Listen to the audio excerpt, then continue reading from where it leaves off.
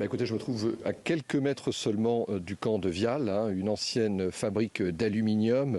Le camp a été ouvert en 2015, au moment fort de la crise des migrants syriens et afghans qui ont afflué ici sur l'île de Chios. Environ 5000 personnes étaient ici. Pas assez de disponibilité, donc les gens campaient même dans les terrains alentours, là où je me trouve actuellement.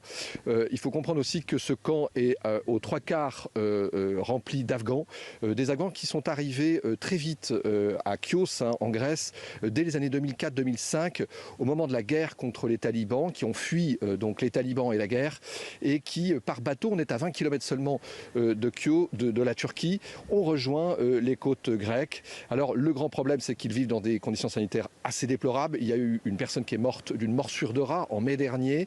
Les autorités grecques promettent un nouveau camp, beaucoup plus moderne, plus au nord. Le problème, c'est que les populations grecques y sont hostiles. Et faut-il voir là la preuve que la Grèce craint une nouvelle vague de migrants, notamment afghans, sur ces îles ? Alors l'État grec promet un camp d'une capacité de 2000 personnes environ, beaucoup plus moderne, beaucoup plus propre. C'est financé par l'Europe. Le problème, c'est que les habitants de Chios y voient une institutionnalisation de l'île comme une aire de réfugiés. Ils n'en veulent pas, de droite comme de gauche. Il y a eu de nombreuses manifestations ici. Il faut savoir que c'est une île qui était autrefois touristique. C'est quand même ici qu'est né Homère, l'auteur de l'Odyssée, qui ressemble d'ailleurs à bien des égards à ce qu'ont vécu parfois ces migrants.